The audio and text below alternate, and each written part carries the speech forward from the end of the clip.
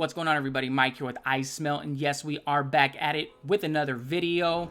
In today's review, we are going to be diving into a house and talking about a fragrance that I've wanted into my collection for well over 3 years. This one comes from the house of Baldessarini. The name of this one is Ultimate.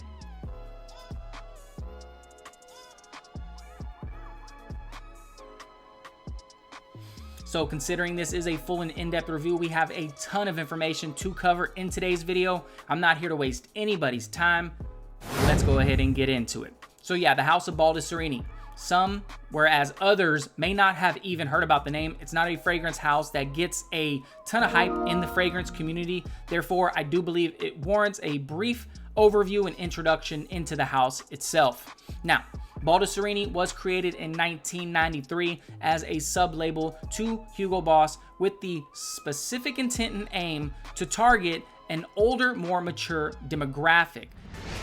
Baldessarini Ultimate separates the men from the boys. The name Baldessarini comes from Hugo Boss's former chief designer, Vernon Baldessarini. Very German-sounding name, and for very good reason. Hugo Boss is a German house, as is Baldessarini. Now let's fast forward to 2025. Baldessarini is officially no longer under the Hugo Boss umbrella. They're an independent company, but their vision remains the same. They mean to aim to a less juvenile demographic, and I'm here to let y'all know that Baldessarini Ultimate absolutely encapsulates that.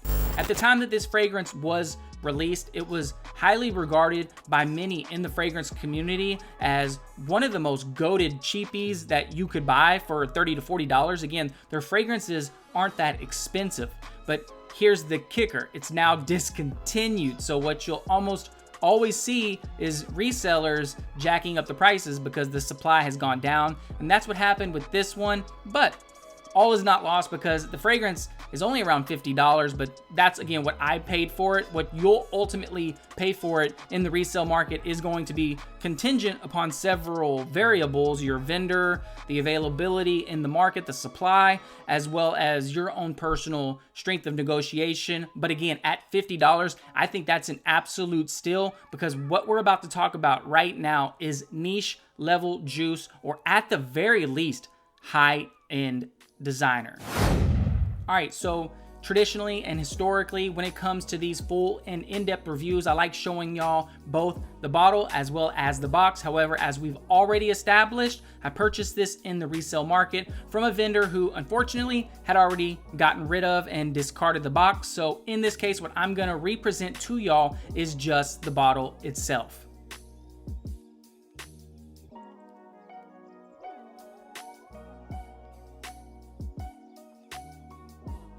Beautiful bottle, very heavy, 3 ounce, 90 milliliter, not 100 milliliter, so they take that into consideration. Beautifully encased in heavy, dense glass. This is a very heavy bottle, does not feel cheap. You'll see at the bottom, it's fully encased with glass. You'll see the juice color. It absolutely represents what this fragrance is about. And then the cap, although it is plastic and metal, kind of hybrid, not too heavyweight, it does click into place. And although it kind of slides around, no issues there that the fragrance is going to fall. So no worries there. All in all, I do believe this is an absolutely stellar presentation. So yeah, let's start talking about notes. Let's start talking about what I smell in this fragrance. Ton of notes. I'll read them off to you real quick. Up at the top, you're gonna get Peruvian pink pepper, mandarin orange, as well as bergamot. Throughout the mid or heart, you're gonna get white florals of freesia, jasmine, as well as magnolia. And then in the base, very rich base, y'all. Frankincense, leather, labdanum, patchouli, as well as amber. Now, again, I'm gonna tell y'all what I smell in this fragrance in a linear way. Just know as I'm explaining this, this is not a linear fragrance. The top, heart, and base are interwoven in each other. You're smelling them similarly and all at the same time throughout different points of this fragrance's longevity. I'll give you a couple sprays and let you know what I smell in this fragrance, but first things first, big shout out to Renee. She's a brand ambassador for Creed over at Neiman Marcus. I had not smelt Creed's Viking cologne in some time, so I went there. She was gracious enough to send me home with a sample. There's nothing that irks me more than when a reviewer tells you a fragrance smells like A, B, and C, yet they have no reference point as to what A, B, and C smells like. So what I did is I got a sample of Viking cologne because it's been about 2 years since I've smelled Viking cologne. And obviously another fragrance this gets compared to a lot is Terre de Hermes, which anybody who is a fan of this channel already knows how much I love this fragrance. So what I'm gonna do is I'm gonna spray the Baldessarini on one hand, I'm gonna spray the Viking cologne on another hand, and I'm gonna spray the Terre de Hermes on a scent strip. Decent, not great atomizer. Then I'm gonna spray the Viking cologne.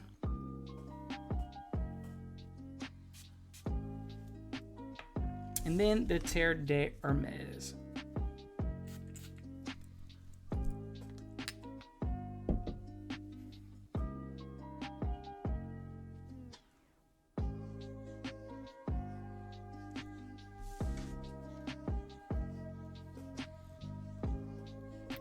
All right, y'all. So it is not redundant by any stretch of the imagination to own Baldessarini Ultimate. It is not that close to Viking cologne, in all honesty. Yeah, they all have citrusy pepper, but Viking cologne is way more fresh. This one is way more resinous, and quite honestly, I like the Baldessarini Ultimate more. Now, do I like Baldessarini Ultimate more than Terre de Hermes?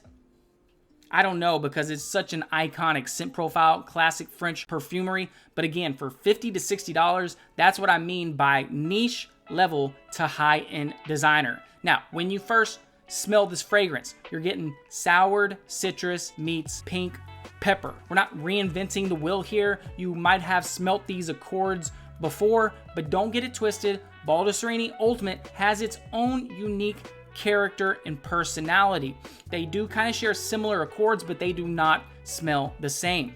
Now, about 15 to 20 minutes into the fragrance, most if not all of the citruses will have subsided. This is not an overly citrusy fragrance. It does introduce you to the fragrance, but it doesn't live in that space throughout the entire longevity. This is a fragrance that has a ton of white florals, which is crazy because you might not think that, because at no point do those florals assert themselves in an overly feminine way. This fragrance is unapologetically masculine. Freesia is the main floral in Baldessarini Ultimate. It provides an airy dimension to the fragrance, and it kind of thins out and smooths the otherwise waxy character profile of Magnolia. And then you're gonna get Jasmine, which I wouldn't be surprised if it was showing itself as Hedione. It's this warm, musky-like feeling that you get on your skin. It's a beautiful fragrance from the opening through into the mid, and in the base, you're gonna be getting warm, ambery, dry, smoky olibanum. So it's frankincense and olibanum, touches of earthy patchouli with a masculine leather accord mixed with a very warm, kind of sweet amber, but not too sweet. Again, this is not a juvenile fragrance. This is a fragrance made for a 30 to 40-year-old. For the life of me, I can't understand why more people don't talk about it. But again, it's a fragrance that I believe is absolutely stunning. All right, so let's briefly talk about when and where you would wear this, as in what time of year and what occasions. I'm sitting here honestly telling y'all that I do believe Baldessarini Ultimate could be worn any time of the year. Because of the fresher, spicy, citrusy aspects, I do think it can be pulled off during the spring and summer. And because of the smoky, more resinous accords in the base, I think it can be pulled off in fall and winter. Just go a little bit heavier on the trigger during the fall and winter, and go a little bit lighter on the trigger during spring and summer. As in the occasions of where you would wear this, business casual to dressed up, I do believe is going to be perfect for this fragrance. Personally, it's a great fragrance for a mature man in his 30s to 40s to wear at work. It's unapologetically masculine, but still approachable, if that makes any sense. As it relates to longevity and projection, that's where it does get a bit of a knock. People on Fragrantica would lead you to believe that this has dog shit performance, which that is not the case at all. I'm sitting here as unbiased as I can be, telling y'all that I sprayed it on my skin yesterday. I got about 3 hours worth of longevity just on my skin, and I do believe you can push that to 5 or 6 hours on your clothes. So for $50 and it being high level designer to niche, I think that's actually very acceptable. Where I do give this one a knock is projection. It's not a screamer. This is a fragrance that's going to be discovered, not announced. And on top of that, the opening is absolutely so stunningly fleeting on this fragrance that it's one that you will have to decant and travel with unless you want to carry a full bottle around everywhere. All right, so the question at the end of the day is, do I recommend this fragrance? Would I recommend y'all pick up Baldessarini Ultimate? And the answer is a resounding yes, with a caveat. You have to appreciate the classic masculine smelling clones. This one is classic and masculine with a modern contemporary twist. Also, if you feel inundated with endless amounts of juvenile smelling flankers at Macy's, then yes, this is going to be a fragrance that would potentially appeal to you. If you enjoy Terre de Hermes, if you enjoy Viking Cologne, if you already have those in your collection, after watching this review, just know that it is not redundant to have Baldessarini Ultimate in your collection as well. There is nothing on the Macy's shelf in 2025 that smells quite like this, and I find that extremely appealing. At the end of the day, there is a reason why I decided to do a full and in-depth review for this fragrance less than 3 weeks after owning it. I do believe dollar for dollar presentation to the scent profile, it's an absolutely stunning fragrance. All right, you guys, that's pretty much a wrap for me. Those are my thoughts and opinions on Baldessarini Ultimate. I really do appreciate you checking out the video, even more so if you watched until the end. For those of y'all that are still watching, you know I do a giveaway almost every single video. It's what makes my channel stand out apart from the rest. So here's what I want y'all to do. Leave a comment below. Let me know that you want to check out Baldessarini Ultimate. Here in about a week or two, I'll pick one winner and send you a free 5 milliliter decant. Just my way of saying thank you for watching the full video. I'll go ahead and send y'all the rest of whatever is in Viking Cologne as well. That way you can compare for yourself and realize I'm not full of shit when I say what I say on this channel. Listen, I don't always upload the most content, but one thing I do promise y'all is every single time you see a video from me, you'll always get honest, authentic, and unbiased opinions. In the year of 2025, y'all, that really has to count for something. Until next time, you guys, y'all take care and good luck on this giveaway, all right? All right. Later.